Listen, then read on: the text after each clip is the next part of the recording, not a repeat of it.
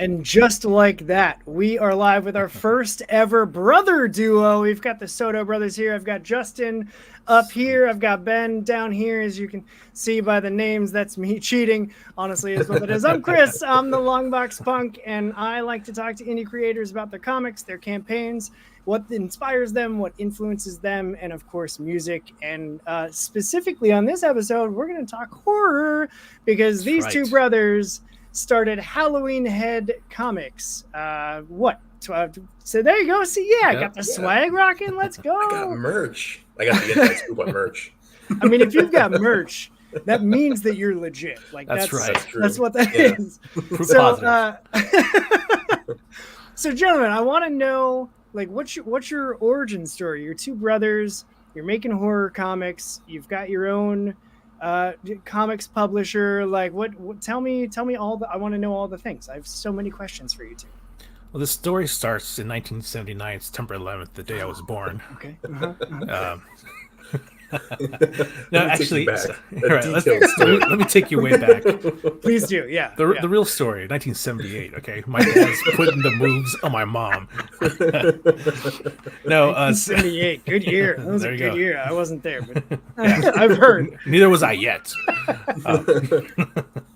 So my brother and I, we grew up loving comic books, and so we drew all the time, came up with our own characters, own stories.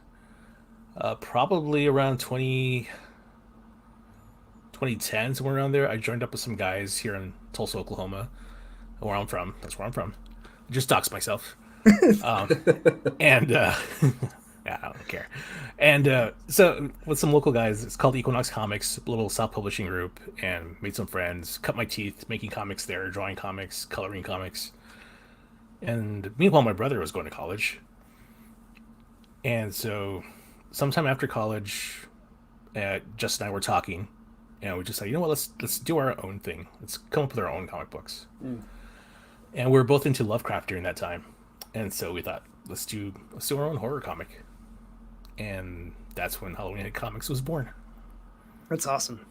Yeah. So it spawned out of Lovecraft then, was it? Yes. Okay. Yeah, and then the name. Just you tell the story about the name, how we got the name. Okay, yeah. So the name it comes from the title of a song by Ryan Adams. Okay. We were bouncing ideas around. We didn't really know what to call it. It's kind of distinctly like Halloween feeling. You know, we wanted something that felt true to like the kind of comics we wanted to make. It's the spirit of Halloween. There's something magical about it. And one day I'm listening to like alternative college radio or something. This song comes on. He said the first thing he says is head full of tricks and treats or something like that. I was like, oh, that's cool. The song is called I've Got a Halloween Head. And I was like, yeah, that sounds cool. So I sent it to my brother. He's like, oh, that's a cool song. We should call our company Halloween Head. So it kind of took off from there, and it caught on. You know, it's a fun name. It's a cool name. So yeah, it definitely sets up like you guys doing horror comics very easily. I don't think anybody would ever think, oh yeah, Halloween Head, so like cute little fairies and all that. Like that's the thing, right? My Little Pony stuff, right? Yeah. Perfect. Yeah, ultra cute. The big googly eyes. Right. Totally right. I know what I'm getting into. So we're here to talk about Tricks and Treats Volume 2, which is currently, it just launched like yesterday. We're within the first 48 hours. How's it feeling? How are we doing? It's good. It's a little nerve-wracking, but it's good. It's always nerve-wracking when you launch a campaign. Yeah. I was fortunate our first time doing this. I think we funded in the first 24 hours. Oh, wow. Yeah. But I launched on someone else's campaign or someone else's live stream, and they were just popular at the time, so that definally helped me out.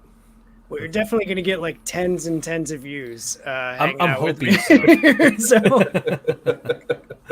But that was a fun experience. That was a really cool experience. But I knew, like, going in, this is going to be a once in a lifetime kind of experience. It's not the way it normally works for crowdfunders. But yeah, it's a little nerve wracking. But here we go. Yeah, we're on the ride. There's no turning back. I mean, everything is live already. Like you've already got You've got backers. Let's see. I'm going to cheat and look right now.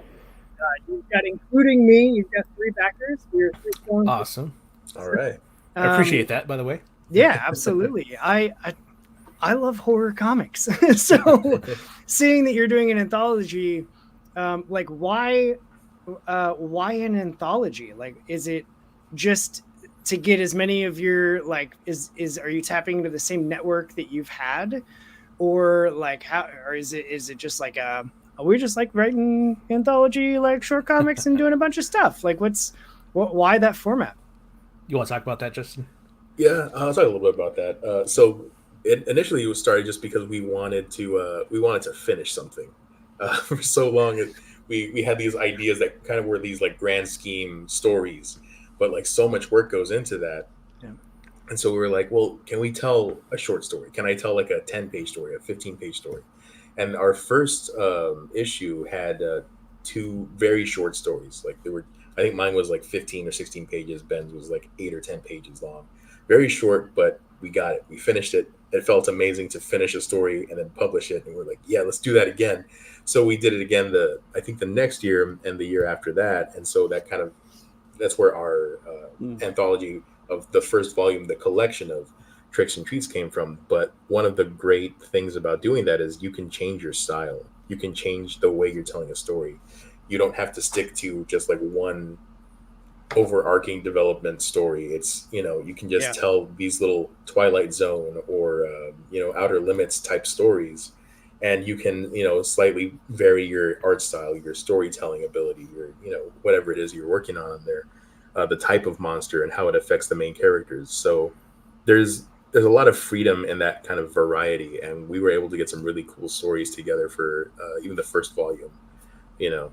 Collection of stories from different people that Ben knew as well. That's awesome.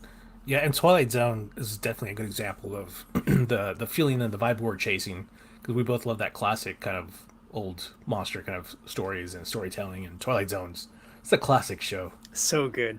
Yeah. So good. Yeah. Did you guys watch the relaunch with Jordan Peele as the host? I've not seen that one. It's on like CBS, right? Or something, right? Yeah. Is it? Okay, yeah. I haven't seen it. No, I don't have one of those networks that you need to watch it. Great. Neither do I. I was just curious,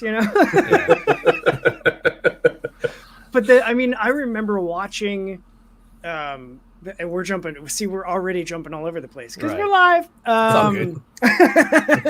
But I remember watching the Twilight Zone like on my Nana's TV, and I thought just like everything was black and white because she had one of those like furniture TVs. Yes. With like the flowers on top. I remember those. Little doily that she like hand crocheted.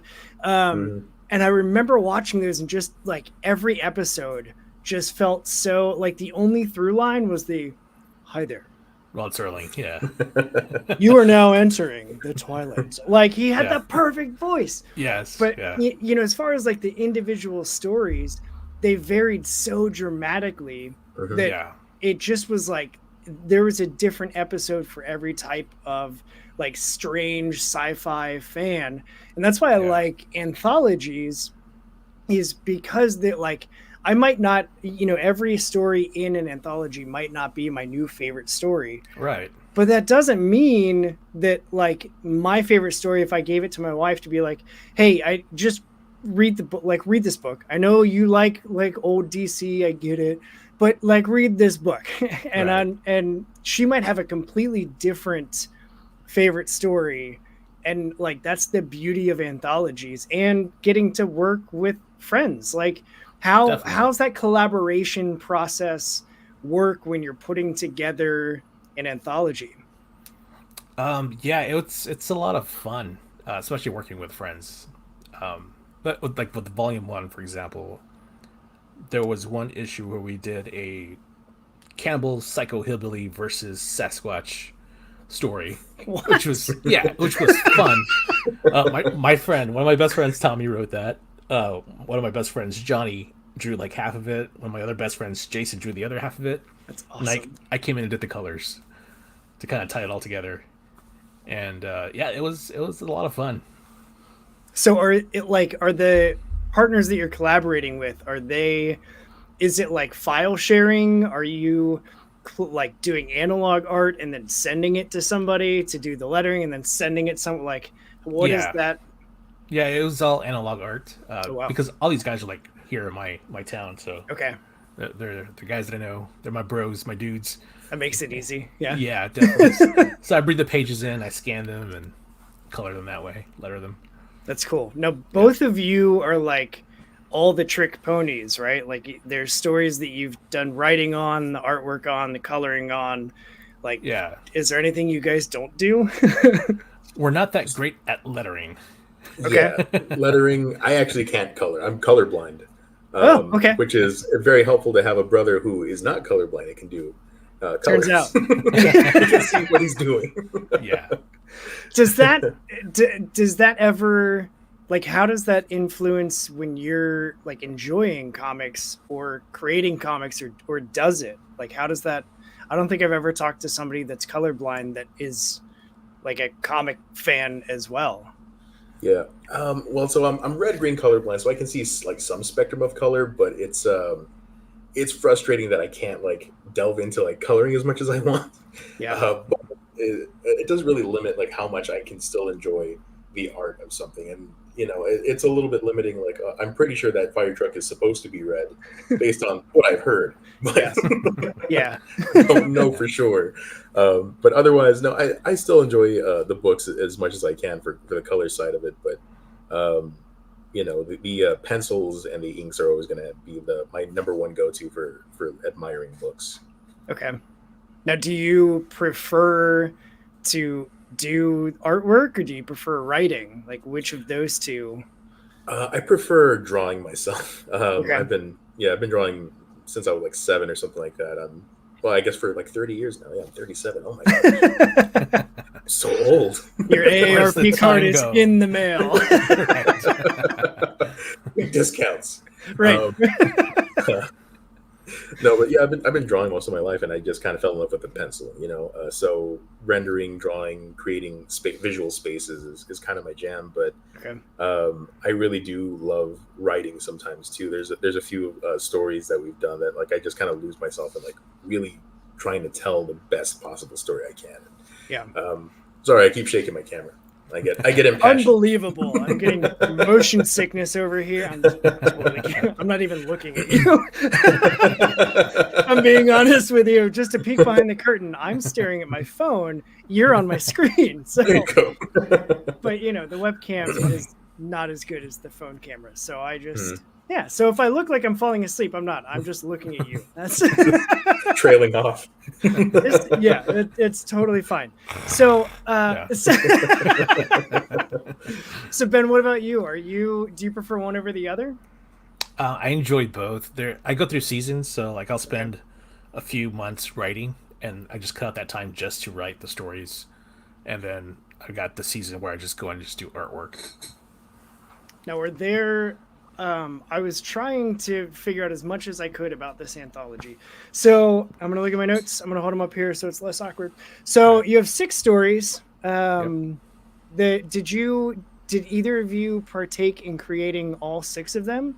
Or are there like independent stories that you guys had no hand in? Because I don't want to ask you questions about a story that you're not involved with.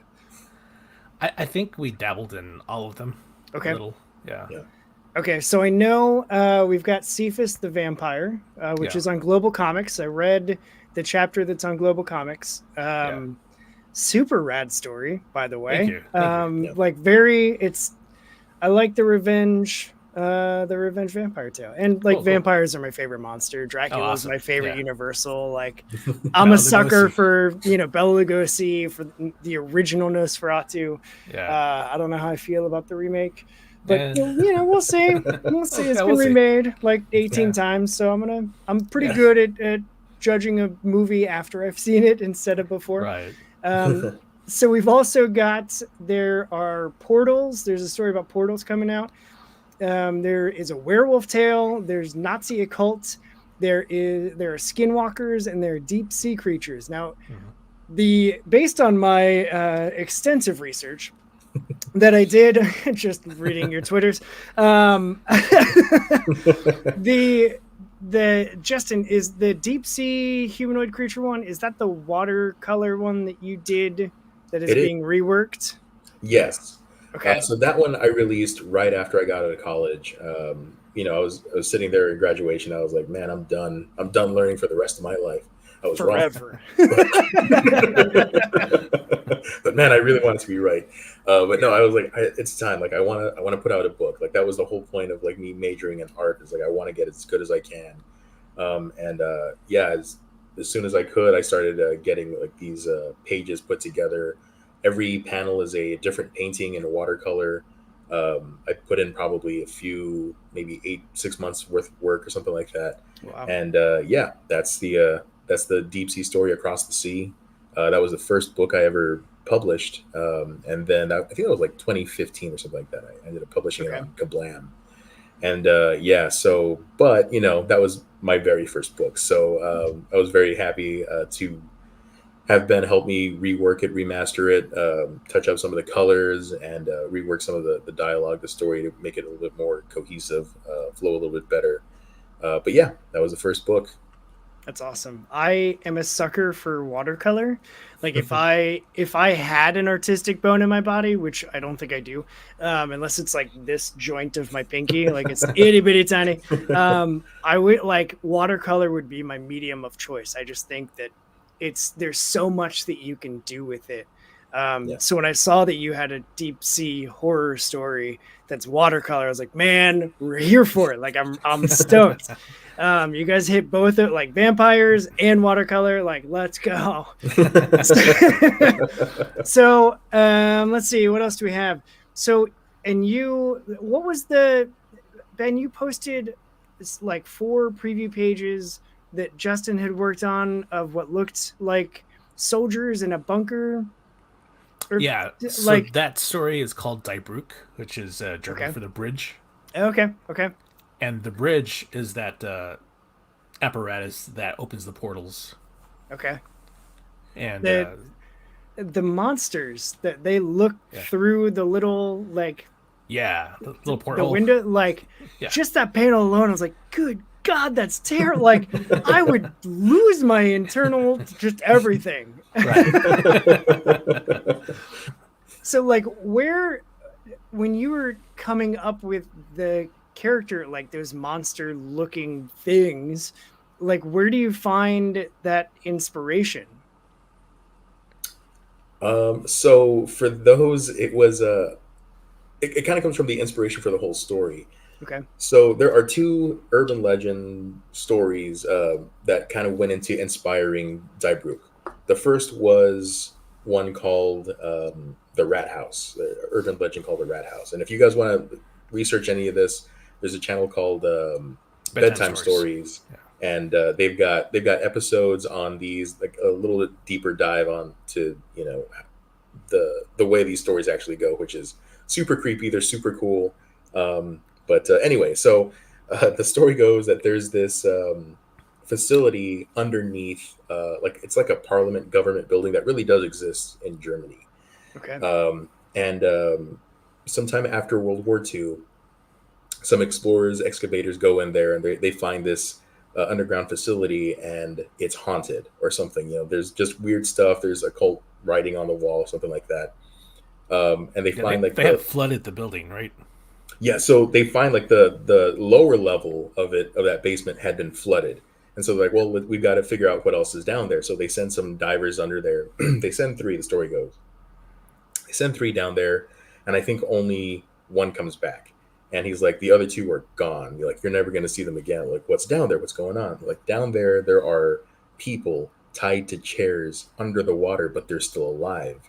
And the creepiest thing of all, they don't have human heads. They have these other animal heads sewn onto their bodies, but they're still moving around, like they're looking at us. So like, there's this like creepy like factor. I'm like, oh my God, I heard that story, and I was like, how creepy would it be if like we saw like what experiments were going on down there? What if we had American soldiers going in there, and they experience all this stuff? They're just like regular Joe World War II guys, and they're like, "What is this? Yeah. What have we stumbled Yeah. into?" Yeah. So that's kind of where like the atmosphere came from of Okay. that story. The second one that inspired this was called Dyke Locker, and it's a Nazi UFO project. Basically, the Nazis supposedly found a UFO, and Dyke Locker means the bell, which it was supposed to be bell shaped.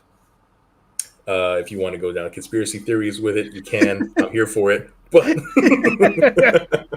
just to kind of give you a brief overview where the inspiration came from, I thought, how cool would it be if I took it and I kind of altered it a little bit, made it my own, make it the bridge. It's a way to kind of take one point, connect it to another. Nazis are trying to find a better way to invade different countries they're going to. What if they're putting their research towards that, and they end up creating a bridge to a hellscape or something like that. And so I took a little bit of inspiration as well from Event Horizon. That idea Okay. of they're trying to cross space and time. That's So awesome. yeah, there's a lot of stuff going into it. It became one of my favorite stories because I got to include all of these really interesting ideas in there. Like, oh, like this blue sky moment of like, oh, what if this happened? I'll put that in. I'll slap that in there somewhere, and I'll try to make it work. The visuals of the creatures and stuff that you'll see in the rest of the story will be very inspired by like John Carpenter's The Thing or something like that, which is my all-time favorite horror movie. There's just no topping it. I know they've tried and tried and tried. They can't do it, man. Yeah. It's like the Jurassic Park of horror. It's this gold standard. So, but yeah, that's kind of where all the inspiration came from, visually and conceptually. Okay. Yeah, I'm here for all those things. Stick them in a blender and just pour right out onto my comic book, please. And thank you. Yeah. That's so- my personal favorite story in Volume 2, Die Brook. Okay. Yeah. So what about? Tell me about. Did I say it right? Cephas, the vampire. Yeah. Okay, great. Cephas Tell me about that story because I read it. So I'm like I know the first chapter. Right. Like how did you come up with that idea? Back when I was about 17, 18 years old, I was reading a whole lot of Anne Rice novels. And so, I was totally into vampires. And I started creating all these vampire characters for myself. And I thought it'd be cool to make a comic book about vampires. Kind of lends itself to it. They're like almost like superheroes in a way because they've got like powers. They're fast. They're turn to mist and all these different things. And so, out of that, I thought of this idea. What if there's this one who gets burned by the sun but survives? And now his skin is rock hard, so he's like super durable. And then he goes out for revenge on the clan of vampires that left him out to die, basically. It's great. A good old fashioned revenge story. Yeah. That's what I'm hearing. Yeah. It's A awesome. little bit of Kill Bill in there, a little bit of vampire revenge. Yeah. It's great. No, I'm here for it. I'm here for it. So are there tales in volume 2 that you started in volume 1, or can anybody like me just like pick up volume 2 and have a self-capsulated book?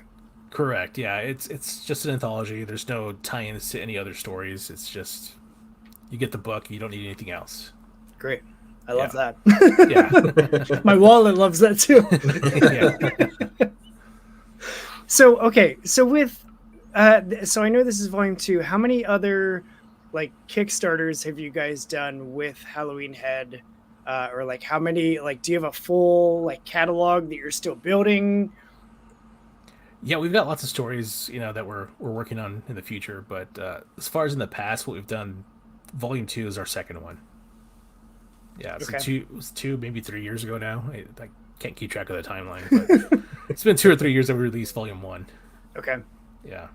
Nice. And is this going to be like a continuing like saga series type, for lack of a better word? Well, we're going to take a break from the anthology to work on more character-driven stories going forward. Okay. Yeah, so we've got some really fun stories. Like the next project we're working on is called The Frightening Adventures of Little Jack. And it's going to be somewhat kid-friendly, but it is going to be a little spooky, a little scary. And so that's kind of the direction we're going right now. Okay. Are there going to be like spin-offs from either of these anthologies that you like? Are there characters that you've created for these anthologies that you're like, there's more to this story that I really need to get out? Like, let's just take this guy for a stroll and see what happens. Or were they only created like, do the anthology, I want to get these shorts out, put them all together, and here it is, and then like just skip on to the next thing? Yeah, with the first two stories that I wrote for this volume two was Cephas and It Goes in All Fours, and both of those have characters that I could take, on a stroll, like you said, and do a lot more with. This is just kind of like an introduction to see if there's any kind of public demand for it. Like, does anybody really care? Does anybody read this and be like, yeah, I need more. I want more Cephas.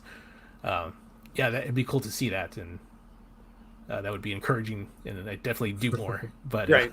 but as of now, like, this next project is our focus because we got 10 issues to bust out. Oh wow, okay. So it's a lot of work that we're putting into it. Yeah, so I'm imagining, because you're brothers, because you started this thing together, that like you get together for Thanksgiving and like the rest of your family is just mad that you guys are like in your corner like making all the comics and shit, like bouncing ideas back and forth, and everybody else is just kind of like, can you pass the gravy? yeah, losers. Yeah. Doing comics again? Figures.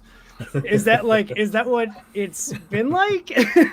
Not really. We live a state away from each other. So Okay. I'm in Oklahoma, Justin's in Texas. Okay. But we call each other every week. So every Thursday we're on doing a live chat like this. Oh, cool. With each other. It's private, it's just us, and we go over stuff that we need to go over. That's awesome. I would imagine, like, so I have an older sister that's 3 years older than me, and she lives in Montana, and I'm in Ohio. And so I'm imagining, like, it's got to be freaking sweet to be doing this with, like, as long as you guys like each other, which it kind of seems like you do. So far, so good. Like, that's got to be rad, right? Like, is there a special like bond that you guys have through this, or like was the bond there and that's what led to, like, what came first, the comics or the bond? I think the bond was there first. Okay. Yeah. And then the comics. Yeah. Definitely. And it feeds in like to the way we make comics. We have a shorthand with each other. Like, oh, you remember that issue that we read when we were a kid of Amazing Spider-Man? That's kind of what I'm going for with this particular panel or page or something like that. And I'm like, oh yeah, and I'm right there with him. That's so awesome. it is nice to have that 30-something year bond with somebody. You don't get that with a lot of your coworkers. So right. So yeah, no, it's nice to have that, but yeah, that's kind of how it works. We started off wanting to do comics as children, but as we got older, we kind of put things in place to where we could start doing comic books together. And it's nice to know that we share each other's passion and commitment to storytelling and the kinds of stories we want to tell. So all of it together, it really does make a huge difference in how easy it is to go into work and kind of do trust falls with these ideas and stuff. Yeah. I would imagine having that relational capital too makes it easier to have conversations about like directions and working together. Like I that has to be easier. I don't know anybody that has a sibling. Like working with my sister would be awesome. She's like a personal fitness trainer now and does like professional bodybuilding and stuff, and I'm like, nice. I'm just over here building my body, sure, but not the same way you are. Mine's getting rounder and rounder, and yours is getting leaner. So we talked about Justin. You mentioned The Thing being like your top tier, like favorite horror movie. Ben, what's yours and why? Phantasm. Ooh, okay. Yeah, that movie creeped me out when I was a kid. I remember, man, I must have been like 8 or 9 years old when I saw that. Too young to have seen it. I think my dad or one of my uncles was watching. I can't remember which, but I remember. Yeah, it could have been the uncle. And I remember watching it, and the ending's what got me. The ending where this character's name Michael, I think. It's been so long since I've seen it. Right. He goes up to his room to gather his things at the end of the movie because he's about to head out with his friend. Mm-hmm. after his parents have died and his brother's dead. And so it's just him and his friend. So he's like, go get your stuff. Let's get out of here. So he goes up, gets his stuff, turns his back towards the mirror. And the mirror breaks open. These arms reach out and grab him and pull him in. After that, I could not turn my back to a mirror like for the rest of my life. Even till today, I'm suspicious of mirrors. It scarred me. That's awesome. Yeah. And so I think that stuck with me. I'm like, that's what's scary. It's not like the blood and guts and gore. Yeah. It's being caught by surprise, and also the dread of knowing that the good guy lost at the end. Mm-hmm. Yeah, it definitely leaves you with a very uncomfortable feeling of like, well, that kind of sucks. Like, Yeah. Do the monsters win all the time? Yeah. Right. It changes you on some level. Yeah. Yeah. Yeah. Yeah. So, Justin, I know you mentioned The Thing. Like, were you also way too young to see it when you saw it first, or was it just like? No, I was way too old probably when I saw it. I didn't see it until I was like in my mid-20s or something like that. Okay. So growing up fairly sheltered, probably because my brother, saw horror movies too young, and my mom found out and was like, "That's not happening to this one." We're gonna get this one right. So I would see horror movies, but they were always like on like basic cable or Fox at late at night or something like that. That again, that's just the way me and my brother would spend time, was watching horror movies anyway. But I didn't see The Thing until I was like in my mid-20s. One of my friends found out that I had never seen The Thing, and she was like, "Are you serious? You've never seen it?" I was like, "No, is it good?" And she's like, "Yeah, it's probably like the best horror movie. Like, we're gonna rent it. We're gonna go to Hastings." This is back when Hastings was still around. Like, we're gonna go to Hastings. We're gonna rent it. And so I watched it for the first time, and I was like, "Oh my god, I think this movie's perfect." I didn't, I was still taken aback by like how masterful they did like the creatures and the direction of that movie. It's so claustrophobic. The casting end of it was like so well done, because nobody looked like they were the leading man besides Kurt Russell. But even then, he's wearing like a really stupid hat, and he's got like this big beard like hiding himself. They all look kind of dorky, and they're just doing their best to stay warm throughout this whole movie. Yeah. And I'm like this all feels like so natural and so real. It just fits so well.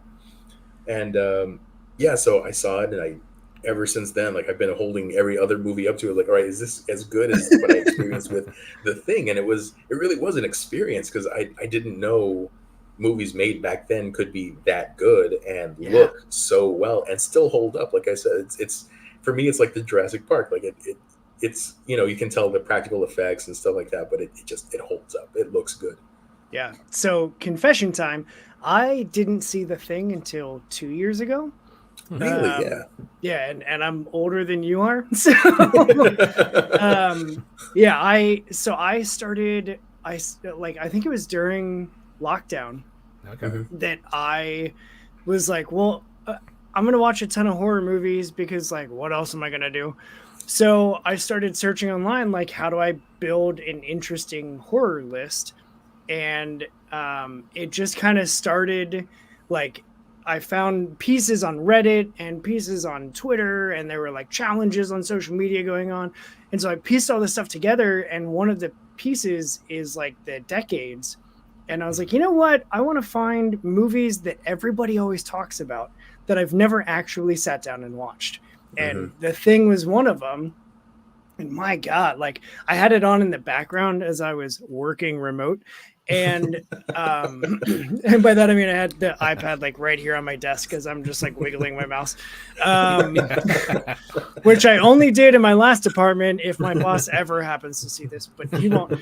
But like, I just was so drawn into it, and it, like you said, it stands up. Like, other than some of the cheesy, like, whatever, it still is so. It's so good. And I like immediately was like, how have I never watched this before? Like, I didn't have the friend that was like, no, we gotta go get it right now. So and Phantasm was another one. I didn't see that until I think 3 years ago. And I was just like, I'm just going to Google decades and best horror movies from whatever. And like that one came up for a couple different things that I was Googling to put my list. I end up with like 80 movies on my horror list. Wow. Yeah. And I started in August, and I just watched horror for 3 months straight, and I love it. Awesome. Because I'm demented. If you weren't before that, you definitely are after the 3 months. Yeah. Right. Yeah. My wife starts like really worrying about me, and I'm not leaving the house, and light hurts my eyes. It's great. It's great. But like the claustrophobic feel of the thing, and like that's why I love The Descent, is because like that's become my go-to when I have this conversation. Is like it's just so like it's not even the monsters that are scary. Like sure they're creepy, but like the fact that they're spelunking, and if you've ever been in like we used to take vacations to Mammoth Cave in Kentucky because it's like 4 hours away, whatever. And so having gone on like cave tours, we never went spelunking, but having gone on cave tours, it's like you get to a point where if everything just kind of fell, like that's done. Like there is no coming back. There's no anything. And so for a movie to take place and like the framing, they just block out like this much of it with rock. And then they're still like, right. Yeah. And, you know, and like just the way that they build that is just so well done to me. So like to transition back to comics, when you guys are writing / drawing / creating horror comics, like are you thinking about it as if you were like trying to like watch it as a movie? Like I don't think that I'm not communicating this how I want to be asking it, but like are you using the like we watch horror movies all the time to then let that inform how you create the comic books and the stories that you're creating? Yeah, definitely. I think it definitely shows up in the reveal, because you always have that reveal at the end of the issue, like what's really going on here. And so once you know what the reveal is going to be, you kind of hide that and work backwards and kind of say, okay, how do I hide that? How do I do the opposite at the beginning to end on the turn at the end? Yeah. Yeah. Now, do you think that good horror always has a turn? It doesn't have to. It doesn't have to. I know, like, Lovecraft didn't always, have turns in his. Sometimes it was just straight up, like, from the very beginning, he's just depressed, and you're just like, we're all going to die. There's no point in life. Everything is awful. Everything's awful. There's this huge alien that's going to kill us all. There's nothing we can do about it. Yeah. Yeah. And that's why we love him. Right. Right. I personally, like, again, I was an English minor in college, mainly because I couldn't make up my mind, and I was like, I've taken English classes, does that count for a thing? And so that's how I ended up like shoehorning in with that minor. But I took like a classic English lit class, and we went over, like, that was my first exposure to Lovecraft. I was familiar with Edgar Allan Poe. Like, he, for me, I unironically love Shakespeare, and I unironically love Edgar Allan Poe. Like, for me, those two, and I know like Shakespeare is completely different, but like everything that they did. And then the more that I got into Lovecraft, the more that I was like, oh God, he had just as much, if not more so, of an influence on like horror as a genre. Yeah. Just because he did it so well and so differently, and like there's the macabre aspect that lends into it. So is there like a type or like a subsection of horror that you guys like playing in and creating better than others? I know we already talked about like blood and guts doesn't equal horror, and I completely agree. Really happy that you said that, because sometimes I feel like a crazy person, because like modern horror is just like, oh, how gross can we be? And I'm like, exactly. That's not scary. Justin, I'll let you go first. So I wouldn't say there's a particular genre, at least not that I'm aware of. Maybe subconsciously I am kind of drawn to like specific things, but I do tend to, like I said, draw quite a bit of body horror, and I think that's Like that just comes from the Thing, the influence of like weird things going together that really shouldn't go together, you know. Yeah. But no, and yeah, just to support that that idea as well. Like, yeah, the blood and guts doesn't necessarily mean horror. The shock doesn't necessarily mean horror either. That might just be scary, a jump scare, but that's not really what it is that we're chasing. We're chasing a make you look at something a little bit different. The same way that Ben looked at mirrors a little bit different. I think that happened with The Ring too, if I'm not mistaken. That, Oh yeah, I'll tell that story after you're with the done. TV. Yeah, I'll tell that story after we're done. After you're done, Justin. but for me, it was it. I didn't even watch the movie. That's the thing. Like I was passing by the TV screen when I was like 4 years old, 3 years old, or something like that, and I see like this like spider clown trying to eat children, and I was like, oh man, I'm different now. No thanks. Nope. Just remembered. I gotta. And then for that year, my birthday, my mom dressed as a clown for me. That's perfect. So strained our relationship. I still haven't talked to her since then. As a 4-year-old, you had to put your foot down. Mom, it's too far. I see We're what done. you're doing. You're weirding me out, Mom. I'm taking my bag and my binky and I'm going home. It's perfect. But yeah, so it really just gets to play with different genres and different subgenres of horror. But cryptids are always going to have like a very special place in my heart. I would say is probably going to be like the through line for a lot of my stories is that idea of a creature or something that I can hide in the shadows. Yeah. Viewing it from like a moviegoer experience, like I always see the creature like in way too much sunlight, and it kind of ruins the mystery of what's actually in there. Yeah. One of the stories I did for the first volume of Tricks and Treats was Mulrooney Castle, and I had this creature thing in there. I was like, I know what I want it to look like, but I don't want the reader to know too much of what it looks like. Okay. So I hid it in as much shadow as I could. There's a lot of like ink and stuff. I did a lot of like structural work on it, and then I just slapped a bunch of ink on it to hide it in the shadow. Because I really wanted to make sure like you're really just getting glimpses of what this thing could be. Because I know your imagination is going to do more work than I ever could. Yeah, and that's like a lost art with movies. Is like you don't have to show me everything. Like Right. sometimes what my brain comes up with, like the movie. What the hell was that movie? It's Bird Box, right? Oh yes. Oh yeah. Like you finally see the monster, and I'm like, why did you show that? Right. That's so dumb. Like I don't like that design at all. I was expecting something much more just existentially terrifying. And then you showed me, I'm like, oh, they're like weird looking babies. Okay. Right. Cool. And it just ruined the entire rest of the rest of the time I was like, come on, Sandra Bullock, like just get out of the boat. What are we doing? Yeah. One of my favorite monster designs, talking about monster designs, is The Ritual. Ooh, yeah. Yeah. Yeah. The creature at the end, yeah. That was unique. That was different. Yeah. I want to just real quick. We've got so my buddy Sean in Australia joining us from the future. He's living in tomorrow already. Hey. Tired of slasher movies, and he probably likes A24 with the weird existential supernatural dread. Honestly, like A24 is hit or miss for me. I either really like it, like Hereditary, or I really don't like it, like a lot of their other movies. And I mean, it again though, like they're just playing with the genre. And so I appreciate what they're doing. Like they're making horror and they're making their art and they're testing boundaries and all that stuff.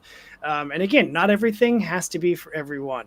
And I heard Charles Soule say that in an interview on like a library thing, promoting like an actual prose novel, not any of his comics. But I was like, I know that he was the 8 Million Genies guy, and he did awesome Daredevil stuff. And so like I tuned in, and he said that, and that has become like I wish I just had a poster of it above my desk of like not everything has to be for everyone. Right. And it just is so freaking true because like I said with the anthology thing, like every story in there could be someone different's new favorite story. Right. So anyway, to get back, so Ben, is same question. Like, is there a sub-genre, a subsection of horror that you enjoy playing in more than others? Yeah, I think because I was scarred when I was young by Phantasm, I think that psychological horror is something that I like to play with. Okay. Yeah, and the reference to The Ring, that came out a year that I was not going to the movies. I was like studying, my head was in other places. I had no idea what was going on in the movies. One day, I get this classmate, he comes up to me, he's like, "Hey, there's a couple of girls that want to go watch a movie. You want to be my wingman? Want to come watch a movie with me?" I'm like, "Okay, sure. What are we gonna watch?" He's like, "It's called The Ring." I'm like, "Ah, great, romantic comedy, you know." Awesome. Awesome, right? But some guy proposing to a girl or something. Mm-hmm. I was not expecting that. I had not seen any trailers for it. I went in blind, went in cold. It's awesome. Yeah, after that, I was like, okay, I need to throw the TV out of my bedroom now. Yep. At least get it up off the floor so she can't. Like, if she Right. comes out, she at least needs to have a bit of a fall Face first. it towards a window so if she climbs out, she's going outside. That's it. That's it. Yeah, exactly. That's my Ring story. I love it. I similarly, I at least knew that it was horror, but the girl that I was dating at the time wanted to go see it, and I was like, seriously? Because she was normally like a rom-com person, bright, Yeah. bubbly, whatever, which should have been a sign that like it wasn't going to work, because I'm not bright and bubbly. But so we went, and then she like was terrified. And she did the same, like she literally did take the TV out of her room. Like her mom was like, "What do you do? We already have a TV. Like it's bigger in the living room." She's like, "Nope, we're getting two." And she just set it up. And she looked at me and I was like, it's better this way. Just let it happen. But then we just kept watching it. Like it came out on DVD and she bought it immediately and was like, "We have to watch The Ring again." And so like the whole summer we just watched The Ring. And so by the end of it, I was like, I'm going to randomly call you, right? 7 days. And then just hang up on you. That was the beginning of the end for me. I think that was the point. That's awesome. So is it the same creating wise and like what horror you lean toward when you watch movies? Like, do you both still go towards like psychological and cryptid? I think so. I mean, I think we can blend a lot of that stuff, you know, because it's like I love cryptids too. I wrote a gray alien meets Sasquatch story in Volume 1 that has like a psi operative, who works for the government and can read minds. Okay. In the story, so it's like all these 3 different types of things going on in this one story, and it has a little twist ending.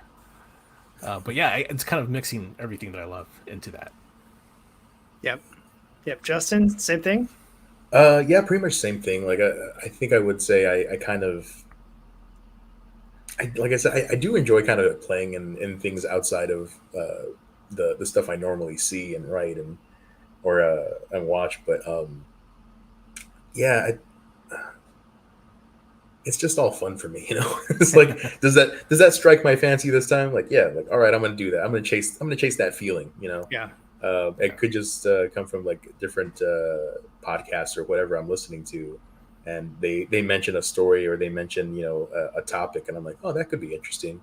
And then you hit that blue sky moment again, and you're like, well, what if this did happen? What else could happen in there? And you just kind of start daydreaming about putting a story together, and it could be in something that like a cryptid that I've been really interested in, or it could just be something else entirely.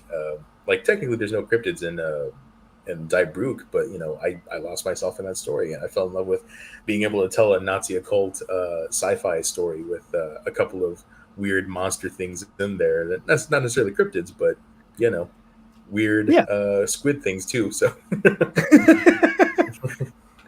I love it. So okay, so talking horror movies, talking influences, talking a little bit on the process, like what are both of your like creative process when you're coming up with the new story? Are you like traditional, like I'm going to write the script and then the script is going to go to thumbnails and then thumbnails are going to go to pencil, like, or are you I just talked to somebody that was like, yeah, I just kind of like get lost in the page sometimes, and I'll just start doing artwork stuff, and then I'm like, how do I make this make sense for the dialogue?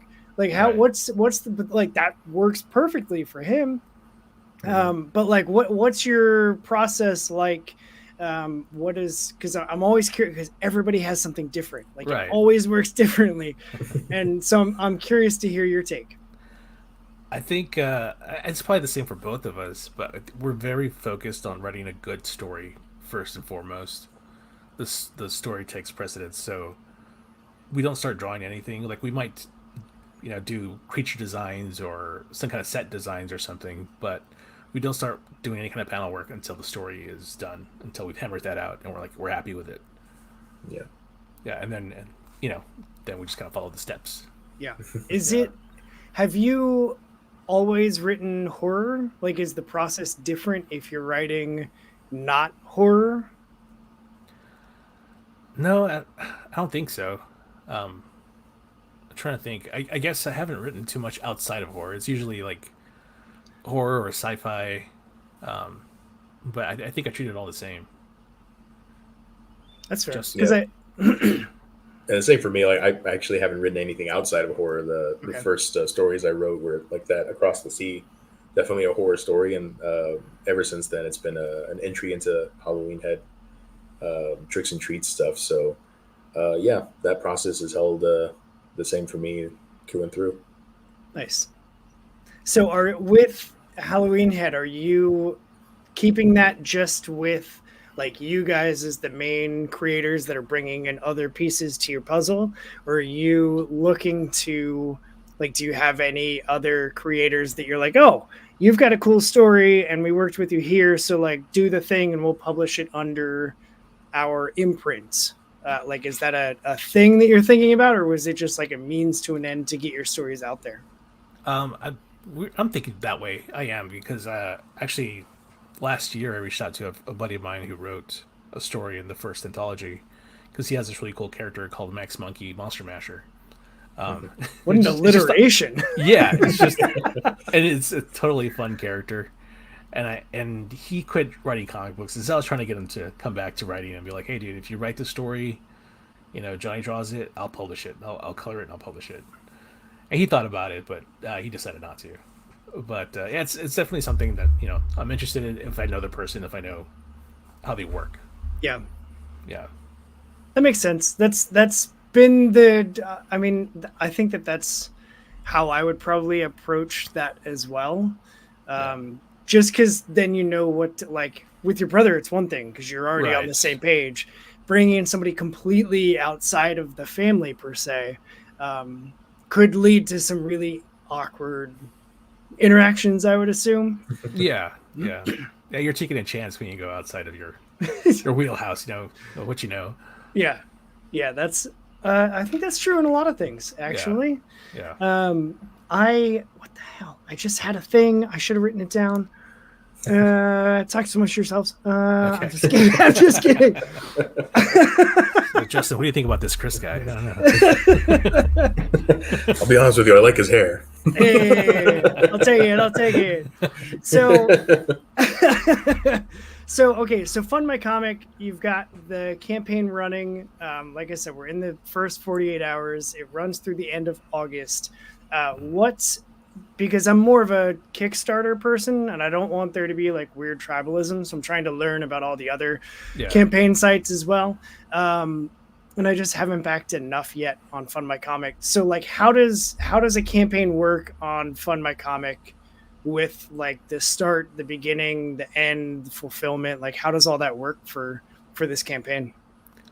Luke Stone's the guy who created Fund My Comic, and he set it up to where you can choose whether it runs like a Kickstarter or if it runs like an Indiegogo campaign.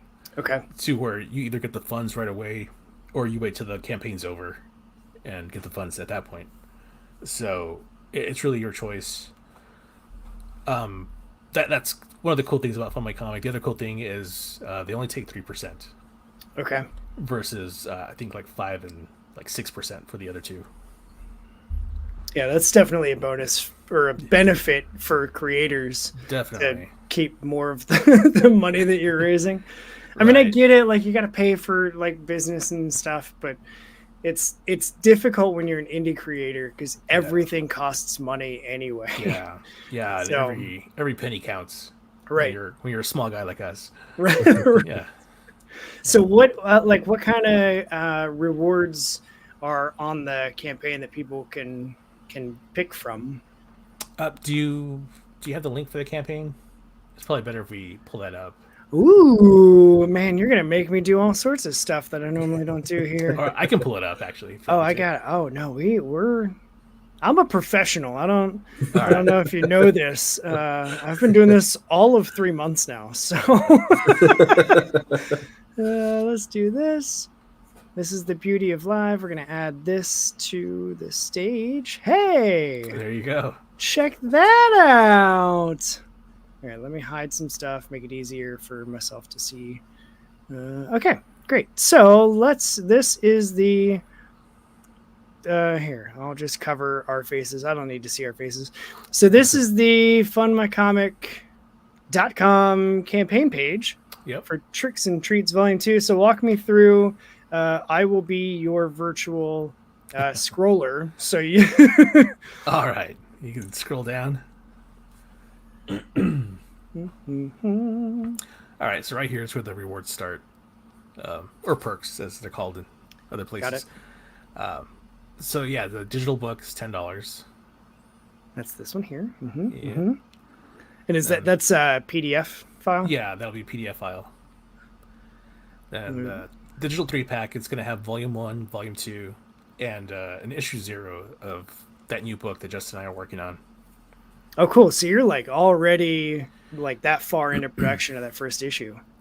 Well, this is kind of an issue 0. It's a little bit outside of the story that Justin's drawing. This was drawn by my friend Johnny. Okay. Yeah, so it's a short, like 14 pager. Okay. So kind of like more like a Ashcan preview Yes. type thing. Got it. Yeah, definitely Ashcan. Cool. Man, can we talk about this cover? Because this cover is freaking rad. Yeah, so that was drawn by Preston Acevedo. Time was ticking away. I knew I was not gonna have time to sit down, draw something, ink it, color it. So I reached out to Preston. I was like, "Hey, can you knock out a cover for us?" And he was like, "Yeah." So he gave us That's this beautiful awesome. cover. Yeah. I love the giant kaiju looking monster thing back here. Super rad. Okay, so then you've got your physical cover A, Right. and look at all these extras you've got in here. So Yeah, you your bookmark, a button, a sticker, a wristband, and you'll get the digital copy as well. nice. That's a win. I love having. I never used to be a digital reader, and then like I don't know why, but I suddenly was like, oh, duh, smartphone. Like, just read it on your phone. So instead of Yeah. playing games when I'm like waiting for my doctor, I'm reading comics. Like, it's the best thing. There you go. Anyway, sorry. Anyway, that's my like, It's- read digital if you're not already doing Right. it. It's also there for the international customers because we can't ship international. The shipping costs are just way too ridiculous. So. It's insane. Yeah, so we're just doing digital for Yep. that. All right, so then you've got a cover B. Cover B, yeah, this is just the raw pencils. Okay. So if you're a fan of Preston's, you can get that cover. Handy. Both covers. Yep, both covers, $5 off. So you get both for $55. I mean, that's a deal. That's a Yeah. deal. Let's see. So these, I looked at this tier. So the sketches, are those, is it going to be like a custom sketch or is it one of those Yes. 3? No, it's a custom Okay. sketch, whatever you like. So yeah, it's a commission piece. That's awesome. And it's 6.5 by 10. Shoot. Yeah. Shoot, you already got one of them. It's a limited reward. So, and then is this just a different cover of the book? No, With this the is same- this is me. So Oh, the first one is a sketch from Justin. The second one is a sketch from me. Got it. See, Yeah. that's where you're getting me, guys. I just saw the Soto and I was like, so it's just more options? Got it. No, perfect. Okay. Not that we're comparing, but Justin's got one, and Ben, you don't have any, so. Pulling ahead as early as I can. Don't tell him, but I backed my own tier. Hey, that's next level right there. So what all is in this trick or treat bag? So the trick or treat bag, for $75, you get a physical copy of the book. You get to choose which one.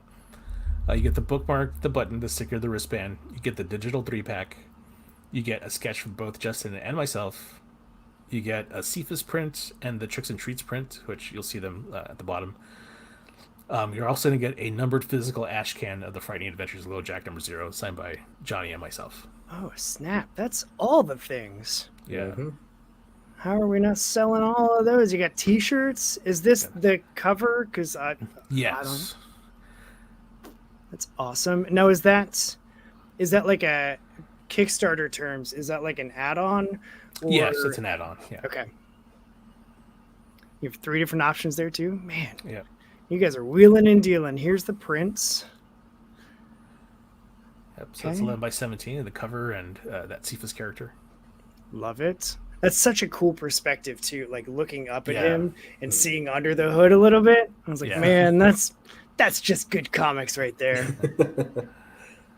Yeah, then we got an 11-ounce mug. Comics and coffee, always. Shout Yeah. out to Blackwater Comics in Mansfield, Ohio, repping the comics and coffee game. It's awesome. Now, will this take me to... It won't now. No. Okay. All right, cool. Yeah. All right. And then we get the preview pages here of Cephas. Right. Look at those vampire teeth. Oh man, do you have, I just scrolled to the rewards and then picked mine. Do you have previews of all the stories here? Yeah. There's at least 3 to 4 pages of each story. Nice. Yeah, here's the creeps. Here they are. Yeah. So good. Dude, and the one, like, the ram just dead ass right in it. Just staring right at you. Oh, said, yeah, no, you're right. I am a coward. I got it. Yep. Yes, sir. I'm out of here. Thank you very much for your time. Oh, now, okay. So this mask, is that like a, I knew as soon as I wanted to talk about it, I was going to lose it. Is that like the Japanese style kabuki mask? Like, It's a little bit in the vein? inspired by it, but it is a mask. Yeah. So it's the thing that I kind of wanted to do throughout this story was every time you see it, it gets like a little bit more gnarly. Like there's something like it changes a little bit. It becomes a bit more beastly every time you see it. Love it. But yeah, it's an inorganic mask, but it kind of acts organically throughout the story. Nice. I love it. And then here's the Across the Sea. Yeah, man. Give me the claustrophobic. Like aesthetically, I am very pleased by this.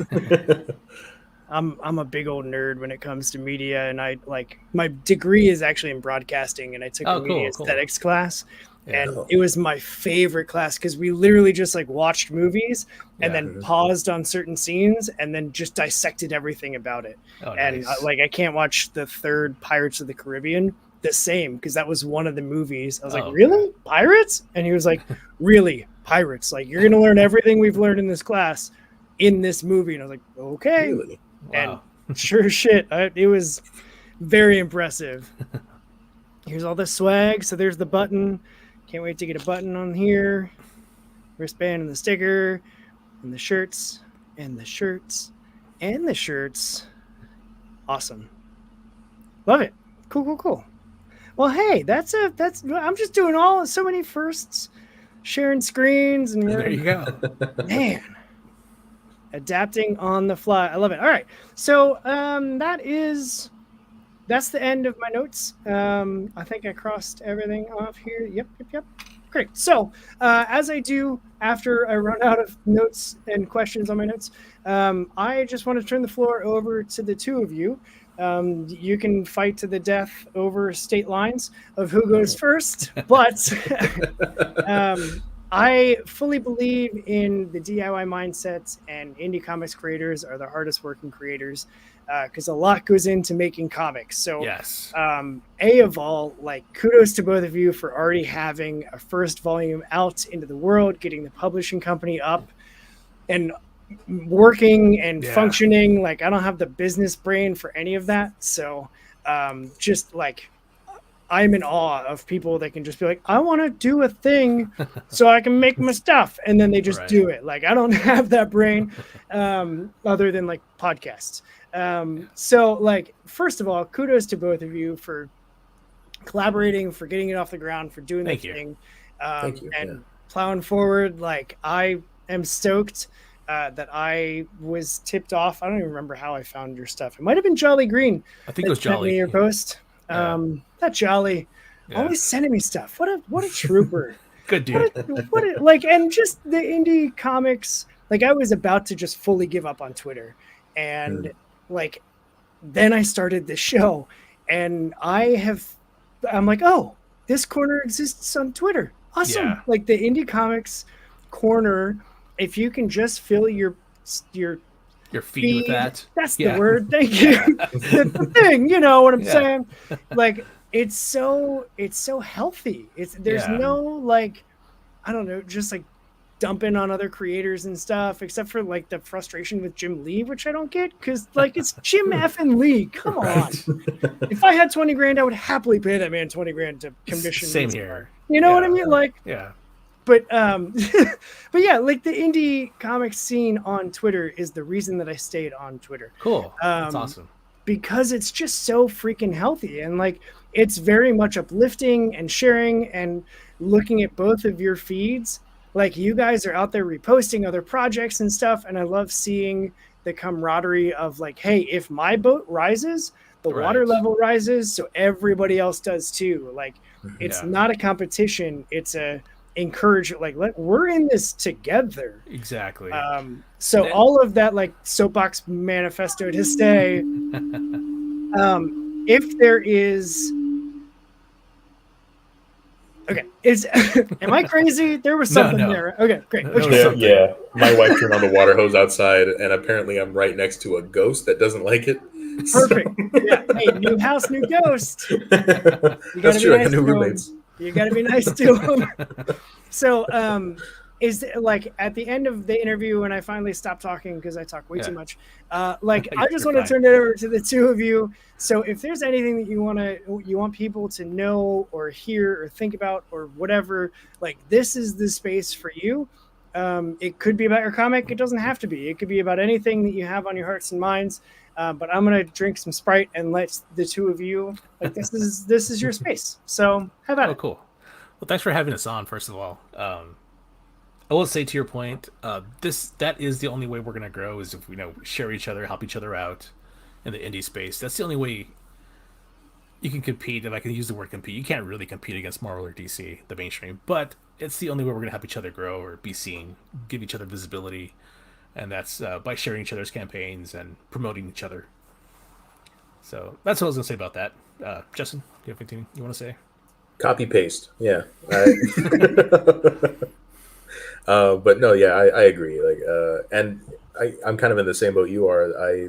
I was kind of giving up on Twitter. I had started an account, I think like in 2014, 2015 or something like that. And I was like, yeah, there's just not like a whole lot that I really want to participate in here. It's just people yelling at each other and crying about it. So like, I'm going to back out.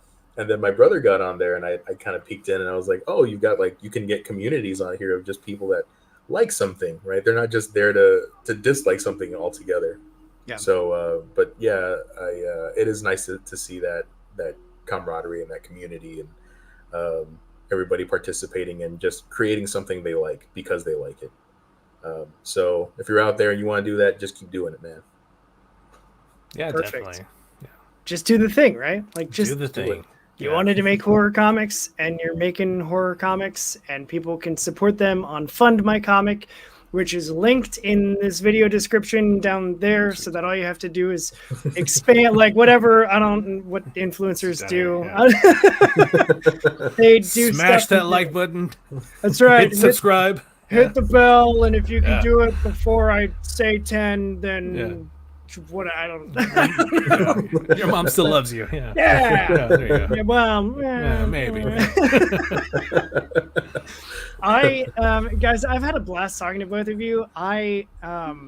I have laughed an insane amount on this interview, and like that makes it worth it for me. And Well, there you go. like we're just like-minded comic fans, horror fans, and just we like to laugh, and I can tell that you guys like to have fun. So Yeah, we do. I am stoked to see and to hold Tricks and Treats Volume 2 in my hands at the completion of the campaign. I will continue to signal boost whenever I can for you guys. Awesome. And I appreciate you hanging out with me and sharing some laughs with me. After I end this, hang tight. I have just one more like logistical thing for both of you, but All right. that's logistical, boring stuff. So, All right. but yeah, so they have been the Soto brothers. He is Justin. Hi, I got it right. That one is Ben down there. And That's Chris. I'm Chris. Hey. That's Justin. I feel like we're in the Brady Justin's around here somewhere. And there's his ghost right behind him. Right. His ghost is like somewhere. Yeah. Somewhere in the walls. Yeah. Wailing in the walls. I would love it if there was a ghost that just like came out of the corner. I know it would be awful for you in your house because it's new and stuff, but I would love to like just capture that on an interview. If he peeked out and he was like, hit the like button. Oh, the comment. All right, I could fool with you guys all night. I probably shouldn't though. So that's gonna do it for this interview with the Soto brothers. The first time that I've had two guests on the Long Box Punk, and hopefully not the last. Also, I want to circle back and hopefully get you guys on in October. Yes. I'm planning. This is a big announcement.